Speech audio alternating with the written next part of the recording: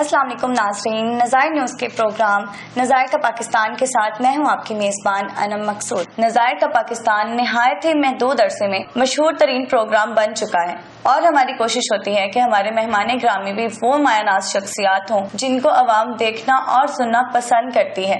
آج کی ہماری مہمان شخصیت بھی ایسی ہی ایک مایہ ناز شخصیت ہے جو کہ 3 نسلوں سے عوام کی فلاح و بہبود کے لیے کوشاں ہیں۔ جی ہاں، ہمارے آج کے مہمان ہیں جناب چودھری شفقت الیاس جٹ صاحب، PP 105۔ چلتے ہیں ان کی جانب۔ جی سر، کیسے ہیں آپ؟ جی اللہ کا شکر ہے، آپ ٹھیک ہیں؟ سب سے پہلے تو آپ کا بہت شکریہ، آپ نے ہمیں انٹرویو کے لیے وقت دیا اور اس کے بعد میں آپ سے پوچھنا چاہوں گی کہ آپ نے اپنی تعلیم کا آغاز کہاں سے کیا؟ میری تعلیم کا آغاز ہوا ہے جی فیصل آباد میں ایک اسکول ہوتا تھا، کوہ نور گرامر اسکول، جی، جہاں پہ ابھی میڈیا کام پلازا بن چکا ہوا۔ یہاں پہ بہت بڑا اسکول ہوتا تھا کوہ نور مل کے اندر، ابھی اسی کا انہوں نے فیصل آباد گرامر اور کوہ نور گرامر ابھی بھی ہے، جی، وہاں سے میں نے سٹارٹ کیا۔ سننے میں آیا ہے آپ کا نام چودھری شفقت الیاس جٹ صاحب بھی ہے اور چودھری شفقت عباس جٹ صاحب بھی ہے، تو آپ اس عقدے کو بیان کریں گے؟ میں اسے بیان اس طرح کروں گا جی کہ میرے والد نے جو میرا نام رکھا تھا وہ چودھری شفقت عباس ہی ہے، اور میرے ڈاکومنٹس میں بھی چودھری شفقت عباس ہی لکھا ہوا ہے۔ چونکہ میرے والد یہاں اس علاقے کی ایک نامی گرامی شخصیت ہے اور پرانے سیاسی آدمی، ہم 3 جنریشن سے بلدیاتی سیاست میں ہیں، تو اسی نسبت سے میرے نام کے ساتھ الیاس مشہور ہو گیا۔ لوگ میرے والد کے نام کو میرے نام کے ساتھ لگاتے تھے، تو وہی نام میں نے اپنی کمپین میں استعمال کرنا شروع کر دیا۔ ایکچولی میرا نام شفقت عباس ہے۔ سیاست میں آنے کا آپ کو کیسے خیال آیا کہ کیوں نہ الیکشن لڑا جائے؟ میں نے موسٹلی اپنی جو زندگی ہے وہ ابراڈ میں گزاری ہے، تو جب میں واپس آیا تو ظاہر ہے میرا یہ جو میری 215 ہے، 215 کی جو آبادی ہے وہ تقریباً 3 لاکھ بندے سے کراس کر گئی، تو جہاں پہ 3 لاکھ لوگ رہ رہے ہوں گے وہاں پہ مسائل کا بھی انبار لگ جاتا ہے۔ تو ہم شروع سے فوکس کر رہے تھے بلدیات پہ۔ بلدیات اتنا بڑا سیٹ اپ نہیں ہے، ایک چیئرمین صاحب کو میکسیمم بھی ملے تو 10 سے 20 لاکھ 25 لاکھ روپیہ ملتا ہے اس کے ترقیاتی فنڈز کے لیے۔ تو یہاں پہ 83,000 رجسٹرڈ ووٹ ہے ہمارا جی، اس حساب سے مسائل اس لیول پہ چلے گئے تھے کہ انہیں ایڈریس کرنے کے لیے بلدیات وازنٹ انف۔ تو ہم نے پھر یہ بیٹھ کے پلان کیا، میں نے اور میرے خاندان نے، کہ we should go for the parliament.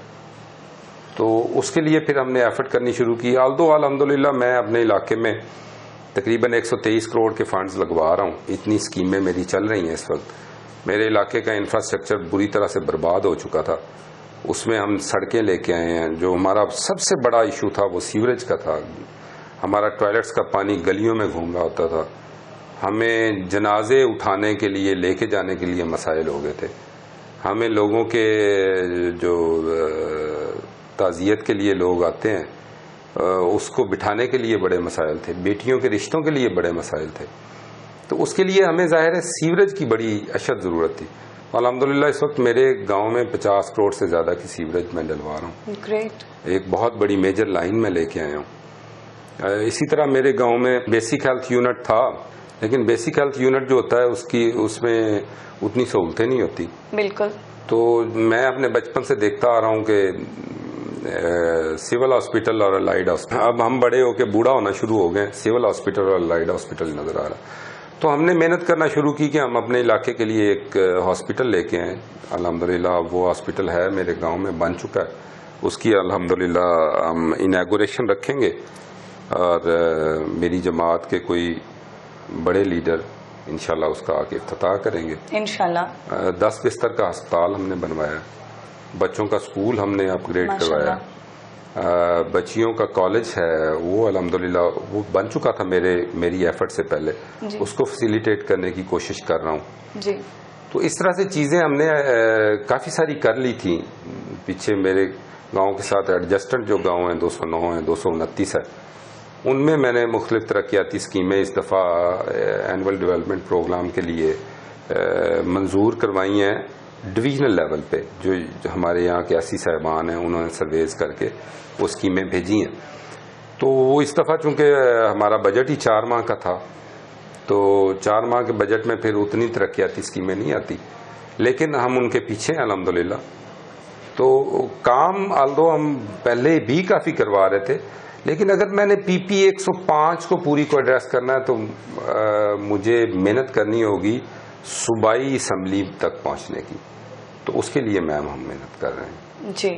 Election جیت جانے کے بعد بھی کیا اپنی کوششیں آپ ایسے ہی جاری رکھیں گے عوام کی فلاح و بہبود کے لیے؟ So what's your plan? میں ایک معتبر فیملی سے تعلق رکھتا ہوں، تو یہ سیاست یقینی طور پہ لوگوں کے مسائل حل کرنے اور لوگوں کی خدمت کرنے کا نام ہے. لیکن ان سب چیزوں سے اوپر جس چیز سے مجھے پیار ہے نا، وہ جس کے ساتھ میں ایٹ اینی کاسٹ پیار کروں گا، وہ ہے میرے والد کا نام. تو میں کبھی بھی نہیں چاہوں گا میں یہ ایم پی اے تو بہت چھوٹی قیمت ہوگی، میں تو کبھی صوبائی منسٹر یا وفاقی منسٹر بن کے بھی، یا اللہ اگر مجھے کہیں چیف منسٹر یا پرائم منسٹر تک بھی، تو میں تب بھی یہ نہیں چاہوں گا کہ لوگ یہ کہیں کہ یار اس کا والد بڑا اچھا تھا، یہ اتنا اچھا نہیں ہے. بالکل.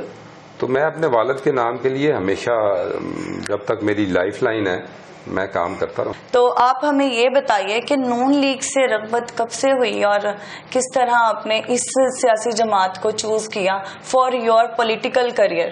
ہم تھرو آؤٹ نون لیگی ہیں، تھرو آؤٹ مسلم لیگی ہیں. میرے والد کی پالیٹکس بھی مسلم ہی کی. نون لیگ ظاہر ہے مڈ 80s میں آئی ہے، مڈ 80s ٹو آنورڈ ہم مسلم لیگ نون کے ساتھ ہیں. مسلم لیگ نون کو میں یہ سمجھتا ہوں کہ یہ وہ جماعت ہے جو ڈیلیور کرنے والی جماعت ہے. آپ دیکھ لیں پنجاب میں کسی بڑے پروجیکٹ کا نام اٹھا کے دیکھ لیں، وفاق میں کسی بڑے پروجیکٹ کا نام اٹھا کے دیکھ لیں، آپ کو مسلم لیگ نون نظر آئے گی. ٹھیک ہے جی. تو ایک ڈیلیور کرنے والی جماعت ہے. دوسرا، میں سمجھتا ہوں کہ ہر نون لیگ کے ٹینیور میں نون لیگ کو کسی نہ کسی طریقے سے وکٹمائز کیا گیا. ٹھیک ہے، چاہے وہ ہماری معزز عدلیہ ہے، ان کے ذریعے وکٹمائز کر دیا گیا، چاہے وہ ہمارے معزز ریاستی ادارے ہیں ان کے ذریعے سے وکٹمائز کر دیا گیا. تو ایک جماعت مستقل ڈیلیور بھی کر رہی ہے جی، مستقل محنت بھی کر رہی ہے، اور اس کے ٹرسٹ کا لیول یہ ہے کہ آپ آج سے سال سوا سال پیچھے چلے جائیں، لوگ یہ ضرور کہتے ہیں، جو سابقہ حزب اقتدار پارٹی ہے جی، اس کی محبت اگر سوشل میڈیا پہ دیکھیں تو وہ تو لگتا ہے کہ لوگ اس کے لیے مرنے کٹنے کو تیار ہیں. لیکن اس جماعت نے ڈیلیور کیا کیا اس پہ بات کرنے کو کوئی بندہ تیار نہیں. ہمارے ساتھ سابقہ پرائم منسٹر صاحب نے جو وعدے کیے تھے کہ جی ہم 90 دن کے اندر اندر بلدیات کروائیں گے، سابقہ پرائم منسٹر صاحب نے یہ کہا جو ایم پی ایم این اے صاحبان ہیں ان کا یہ کام نہیں ہے کہ وہ نالیاں کھالے اور سولنگ بنائیں، تو یہ تو کام بلدیات کا ہے. تو بھائی اگر یہ بلدیات کا کام تھا تو نہ تو 90 دن میں آپ نے الیکشن کروائے، 4 سال تک بلدیات کا نام نہیں لیا، اور پھر 2 سال روک روک کے فنڈز انہی M N A M P A صاحبان کو آپ نے ایشو کر دیے. تو واٹ واز دیٹ؟ میں اس لیے مسلم لیگ نون کے ساتھ ہوں کہ میاں نواز شریف صاحب بہت ہی منجھے ہوئے اور تجربہ کار سیاستدان ہیں. پاکستان میں کبھی موٹر ویز کی بات ہو، کبھی منڈیوں کی بات ہو، کبھی ایکسپورٹ منڈیوں کی بات ہو جہاں ہم اپنی اجناس بیچنا چاہتے ہیں یا اپنی پروڈکٹس بیچنا چاہتے ہیں، ان کی بات ہو، کبھی خیر سگالی کی بات ہو پڑوسی ممالک کے ساتھ، کبھی یہ بات ہو کہ جی ہم نے اپنا پاور شو کرنا ہے اور ہمیں بلوچستان کے پہاڑوں میں کوئی پاور شو کرنی ہے، تو اگر کبھی وہ بات ہو تو میاں نواز شریف صاحب کو آپ کہاں کہاں یاد کریں گے. ایک بات. دوسری بات یہ ہے کہ اس جماعت نے یہ ثابت کر دیا اسی 1 سال میں کہ کہاں ہم گرے لسٹ میں کھڑے تھے اور ہمیں بتایا جا رہا تھا کہ جی پاکستان کو دیوالیہ ہونے سے کوئی نہیں بچا سکتا، ہم بلیک لسٹ کی طرف جا رہے ہیں. بھائی جماعت میں کوئی دم تھا تو ہم گرے لسٹ سے باہر آ گئے. آج ہمیں آئی ایم ایف ہمارے ساتھ منصوبہ جات پہ انویسٹ کرنے کے لیے تیار ہے. کبھی ہم اس سے صرف قرضہ لیتے تھے، قرضے کی مد میں قرضہ لیتے تھے. آج اگر آپ کوئی پڑھا لکھا سیاستدان تو میرے خیال میں یہ بات نہیں کرے گا کہ نون لیگ نے غلط کیا ہے. وہ مصیبت یہ ہے کہ ہمارے پاس پڑھے لکھے سیاستدان بھی کم ہیں. جی جی. جو اس دفعہ ہم نے لوگوں سے پیسے لیے، وہ پیسے ہم نے پروجیکٹس کی مد میں لیے کہ فلاں فلاں پروجیکٹ میں انویسٹ کیا جائے گا. ایبراڈ سے انویسٹمنٹ آ رہی ہے پاکستان میں. ہاں یہ ایک دکھ کی بات ہے جو سوال اکثر سوشل میڈیا پہ میں سنتا ہوں کہ جی اس نہج پہ ملک کو پہنچایا کس نے. اس کا بھی میں حیران ہوتا ہوں کہ تمام جماعتیں جن کے بارے میں سوشل میڈیا پہ واویلا ہوتا ہے، جیسے میری جماعت یا اس سے پہلے بی بی بے نظیر کی جماعت یا بھٹو صاحب کی جماعت، میں کہتا ہوں ٹھیک ہے ان سب نے مل کے آپ کو سی پیک بھی دے دیا، آپ کے ملک میں سڑکوں کے جال بھی. مسلم لیگ نون کا اس وقت تک مجھے اس ملک میں کوئی اور نعم البدل نظر نہیں آ رہا. That's why I am in Muslim league. PP 105 میں آپ نے درخت لگانے کا سلسلہ شروع کیا ہے، تو اس کے بارے میں آپ ہمیں کیا بتانا چاہیں گے؟ پہلی بات تو یہ ہے کہ درخت لگانا ویسے ہی صدقہ ہے، بندے کو اپنی قبر کا بھی حساب رکھنا چاہیے نا، کل کو اللہ کے آگے پیش ہونا۔ دوسری بات یہ ہے کہ میں جب یہاں واپس آیا ہوں تو میں نے یہ محسوس کیا کہ اس علاقے میں لیور اور کڈنی کے متعلقہ بہت زیادہ بیماریاں آ رہی ہیں۔ چونکہ میں پڑھا لکھا بندہ تھا تو میں نے اس کے اسباب ڈھونڈنے کی کوشش کی، تو میں نے اس پہ کیا کیا کہ میں اکثر اپنے والد کے نام پہ نا جگہ جگہ پہ پانی کا انتظام کرتا ہوں، تو جہاں پانی کا انتظام کرتا ہوں وہاں میں پھر اس جگہ کے پانی کا TDS چیک کرتا ہوں۔ تو میں نے وہ TDS چیک کروانا شروع کیا تو مجھے پتا چلا کہ میرے گاؤں میں most of the places are with 1800 plus TDS۔ اب 1800 TDS کو دنیا میں کوئی فلٹر کر ہی نہیں سکتا۔ جتنے بھی یہ لگے ہوئے ہیں، جیسے لاسٹ گورنمنٹ نے بھی ایک پروجیکٹ چلایا تھا، آلدو وہ منصوبہ جات پہ عوام کا بے تحاشا پیسہ لگا اور وہ سارے ٹھپ پڑے ہوئے ہیں جی، ایک بھی نہیں چلا۔ تو اگر آپ اس کے اوپر فلٹر امریکہ سے منگا کے بھی لگائیں گے تو بھائی 1800 2000 TDS کو تو کوئی دنیا کا فلٹر ہی نہیں کر سکتا۔ تو اس کے اوپر میں نے پھر سوچنا شروع کیا کہ اس علاقے کو اس کے واٹر ٹیبل کو بہتر کرنے کے لیے مجھے کیا کرنا چاہیے۔ ایک Then you go for natural solutions۔ obviously natural solutions کی طرف جانا چاہیے جو دیر پا بھی ہوتے ہیں اور ان کے فائدے بھی زیادہ ہوتے ہیں، ریلائبل بھی ہوتا ہے۔ ٹھیک ہے۔ اور دوسرا اس علاقے انڈسٹریل اسٹیٹ میرے گاؤں کے ارد گرد ہے، جی، ٹھیک ہے۔ تو اب انفارچونیٹلی بڑی بڑی ملیں جو اپنا ویسٹ واٹر نکالتی ہیں، اس ویسٹ واٹر کو جو ہے پراپر طریقے سے کلیکٹ کر کے ڈسپوز آف نہیں کیا جاتا، جی، اس پہ واٹر ٹریٹمنٹ پلانٹ نہیں لگائے جاتے۔ تو وہ پانی بھی زیادہ تر کیا ہوتا تھا کہ وہ سنک کر جاتا تھا ہمارے واٹر ٹیبل تک، یا کئیوں نے اس طرح ظلم کیا ہوا ہے کہ انہوں نے بور کر کے اس پانی کو نیچے واٹر ٹیبل تک ایکسس دے دیے۔ اب نتیجہ کیا ہوا کہ ہم اپنے ہاتھ سے زہر ڈال رہے تھے اپنے واٹر ٹیبل کے اندر۔ تو اس کا مجھے ایک بہت ہی میرے اچھے دوست ہیں، ہی از برٹش، وہ اس سے میں نے ڈسکس کیا کہ how can I do that. مجھے تو اس پہ میرے پاس اتنے پیسے نہیں ہیں کہ میں جگہ جگہ پہ واٹر ٹریٹمنٹ پلانٹ لگاؤں اور چیزوں کو مینج کروں۔ تو اس بندے نے مجھے بتایا، اس نے کہا کہ جی جو آپ کی سوائل ہے اس کے اوپر جو شروع سے قدرت نے درخت دیا تھا اس درخت پہ فوکس کریں۔ تو وہ پھر میں ایگریکلچر یونیورسٹی میں بھی دوستوں سے ملا۔ مصیبت یہ ہے کہ انہیں نہ کوئی کنسلٹ کرتا ہے اور نہ ہی انہیں کوئی پریکٹیکلی کام کرنے دیتا ہے۔ تو میں نے ان سے کنسلٹ کیا تو انہوں نے کہا جی کہ ہمارے جو بار کے پودے تھے، جب یہ ساندل بار تھی، ان پودوں میں آپ کو نیم اور شریں، یہ دو پودے ہیں، یہ they are the best water treatment plants, ٹھیک ہے۔ یہ آپ کے واٹر ٹیبل کی جتنی گندگی ہے اس کو سک کر کے کھا جاتے ہیں۔ تو پھر میرے پاس اور آپشن کیا تھی؟ میں نے اپنے علاقے میں اب تک الحمدللہ 5000 سے زیادہ درخت لگوائے ہیں۔ That's great۔ اور 5 کے 5000 کو لک آفٹر کیا۔ اب ان سارے درختوں کی ایج 2 سے 2.5 سال ہے، وہ تقریباً پودے بن گئے ہوئے ہیں، درخت بن گئے ہوئے ہیں۔ جی۔ تو اس دفعہ یہ ابھی برسات میں پھر میں نے ایشو کروایا کو 1000 پودا پھر پلانٹ کرواؤں گا، اور جتنی میری زندگی ہے میں 215 میں پودے پلانٹ کرتا رہوں گا انشاءاللہ۔ اس سے واٹر بہتر ہوتا جائے گا انشاءاللہ۔ سر ایک معصومانہ سوال ہے، پنجاب میں نگران حکومت، وفاق میں PDM اور اسٹیبلشمنٹ کا ساتھ، تو پھر الیکشن سے گھبرانا کیوں؟ یہ آپ کا معصومانہ سوال نہیں ہے، یہ بڑا ڈینجرس سوال ہے۔ یو کین سے ایسا نہیں ہے، پنجاب میں نگران حکومت اپنا کام کر رہی ہے، جی، وفاق میں PDM اپنا کام کر رہی ہے، اور اسٹیبلشمنٹ بھی الحمدللہ اپنا ہی کام کر رہی ہے جو انہیں کرنا چاہیے۔ جی، الیکشن سے کوئی نہیں گھبرا رہا۔ یہ جو بات الیکشن سے گھبرانے والی کی جا رہی ہے نا، that is an other school of thought, ٹھیک ہے۔ دیکھیں پالیٹکس میں نا پریشر گروپس ہوتے ہیں، نروز، کسی کی نرو پہ ہاتھ رکھنا ہوتا ہے۔ سو دے نو کہ جس صورتحال میں ملک ڈیلیور کیا گیا ہے، ٹھیک ہے، PDM کو چلیں آپ کہتے ہیں تو PDM کہہ لیتے ہیں، آئی وڈ لو ٹو سے مسلم لیگ نون کو، کہ جس حالات میں ملک انہیں ڈیلیور کیا گیا ان حالات میں انہیں بھی پتا تھا کہ we have planted many mines. اور سر یہ ڈیلیور کیا گیا تھا یا پھر گورنمنٹ کو ریپلیس کیا گیا تھا؟ اس کا بھی جواب دے دیتا ہوں آپ کو، یہ اچھی بات آپ نے پوچھ لی۔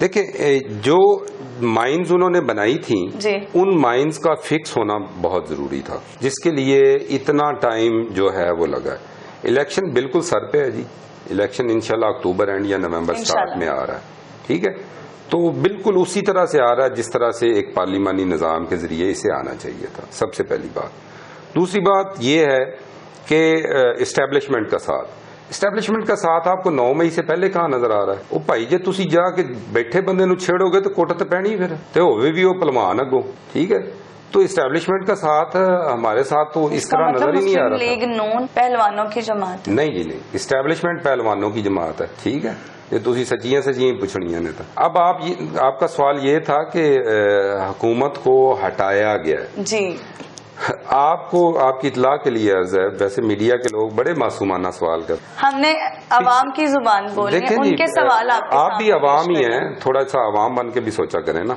پیپلز پارٹی کے پرائم منسٹرز کو ہٹایا جاتا ہے کس طریقے سے؟ عدالتی طریقے سے، ٹھیک ہے جی۔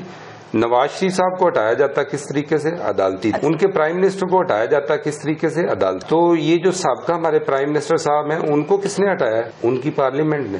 تو پھر ہٹایا کس طرح گیا ہے کہ جس کو پارلیمنٹ میں سے ہی ووٹ آف کانفیڈنس نہیں مل رہا، وہ بندہ باہر نکل کے کہے کہ جی میرے ساتھ زیادتی کی گئی ہے، ٹھیک ہے، یہ دنیا مکافات عمل ہے، ٹھیک ہے، بندہ جو بیجتا ہے وہ کاٹتا ہے۔ کل جو پی ٹی آئی نے ہاتھ رکھا ہوا تھا، آج اتنا سخت ہاتھ پی ٹی آئی کے ساتھ نہیں ہے۔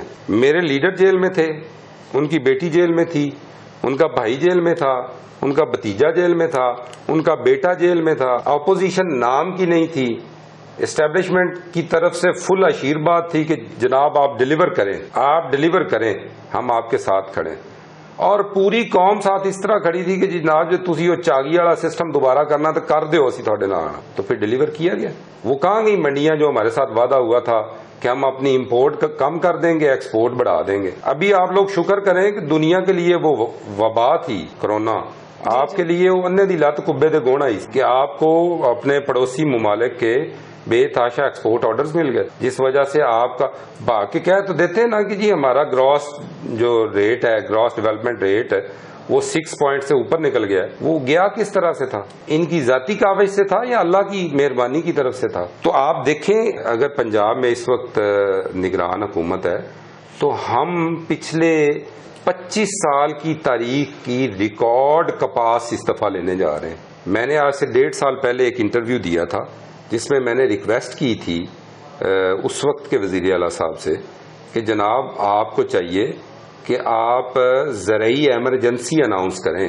ہمارے ملک میں اگر رفان میز پروڈکٹس کو نکال دینا تو ہم مکئی 24 من فی ایکڑ لے رہے تھے، آج ان کی مہربانی سے ہمیں جو ہے ہائیبریڈ بیج ملے اور ہم 125 من پہ پہنچ چکے ہیں۔ ہمیں کپاس کے لیے ٹاپ کے بیج کی ضرورت ہے، ہمیں گندم کے لیے ٹاپ کے بیج کی ضرورت ہے، ہمیں گنے کے لیے ٹاپ کے بیج کی ضرورت ہے۔ ہمیں ایمرجنسی اناؤنس کر دینی چاہیے کہ ہم دنیا کا سب سے بیسٹ مینگو پیدا کر رہے ہیں جس کو مختلف بڑے ملک لینے کے لیے تیار نہیں ہے، دنیا کا سب سے اچھا مینگو، کیونکہ ہماری انٹرنیشنل منڈی سٹرونگ نہیں ہے۔ تو ہم سے یہ وعدہ کس نے کیا تھا؟ یہ سابقہ جو پرائم منسٹر صاحب ہیں ان کی تقریریں میں نکال کے دکھاتا ہوں آپ کو، انہوں نے ہم سے وعدہ کیا تھا کہ جی میں ایک ٹیم بناؤں گا ینگسٹرز کی جو باہر جا کے نئی منڈیاں تلاش کریں گے۔ کتنے گئی جی وہ ٹیم؟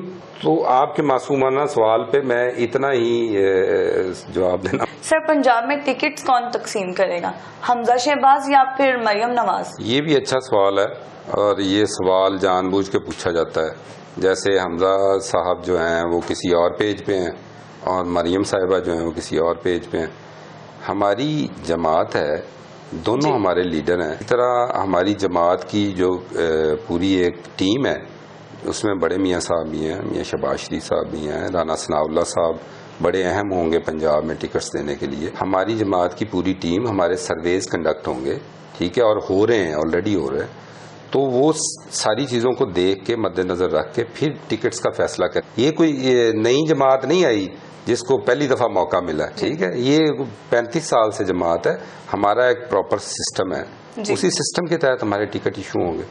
سر اگر آپ کو نون لیگ کی طرف سے ٹکٹ نہیں ملتا تو کیا آپ پھر بھی الیکشن کانٹیسٹ کریں گے؟ دیکھیں جی، اول تو مجھے الحمدللہ 110 ٹائم اس بات کا یقین ہے کہ میری جماعت میری پرفارمنس کو دیکھے گی، جتنا ٹائم میں نے اپنے حلقے میں انویسٹ کیا اس کو دیکھیں گے، جتنا ٹائم میری نسل نے انویسٹ کیا ہوا ہے میری جماعت کے ساتھ اس کو دیکھیں گے، اور مجھے ضرور ٹکٹ ملے گا. اور اس بات کا مجھے الحمدللہ پارٹی کی لیڈرشپ نے یقین بھی دلوایا ہے. اب آپ کا سوال یہ ہے کہ اگر مجھے ٹکٹ خدا نخواستہ نہیں ملتا تو یہ ایک سیاسی سفر ہے میم، اس میں بندے نے اپنی اپنی پرائرٹی سیٹ کرنی ہوتی. تو میں اپنی پرائرٹی یہ سیٹ کر چکا ہوں کہ جتنی میری زندگی ہے، اگر اللہ نے مجھے تندرستی رکھی تو میں الیکشن کی دنیا میں ہوں. میں الیکشن سرنڈر نہیں کروں گا، کسی بھی صورت نہیں کروں. اور میری جماعت کی میرے ساتھ 100% جو آشیرواد بھی ہے، اور میرے جو لیڈران ہیں وہ مجھ سے پیار بھی کرتے ہیں، اور میں بھی ان کے لیے الحمدللہ آخری سٹیج تک جانے کے لیے تیار ہوں. سر، سویڈن میں قرآن پاک کی بے حرمتی کی گئی، اس کے بارے میں آپ کیا کہنا چاہیں گے؟ یہ جی بہت ہی دل دکھا دینے والا معاملہ ہے. یہ کبھی بھی نہیں ہونا چاہیے تھا، اور یہ بہت ہی برا ہوا.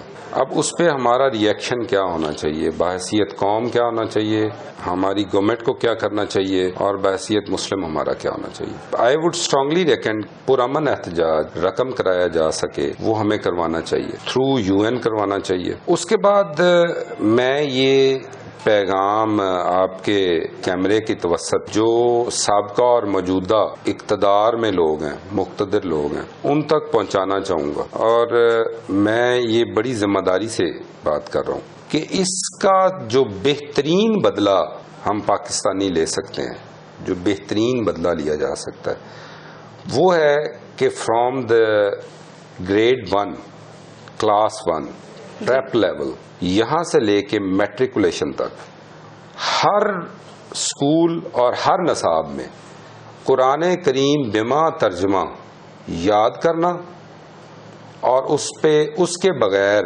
کسی بھی قسم کا کوئی سرٹیفکیٹ ایشو کرنا ناممکن بنا دیا جائے. کہ قرآن کریم کو یاد کرنا کمپلسری ہے، اس کو مترجم یاد کرنا کمپلسری ہے. جب یہ 10 سال گزر جائیں گے نا جی، ایک پوری کی پوری جنریشن حفاظ اکرام اور مترجم قرآن کو سمجھنے والوں کی پیدا ہو جائے گی. اس سے بہتر بدلہ میرے خیال میں اس بات پہ لیے ہی نہیں جا سکتا.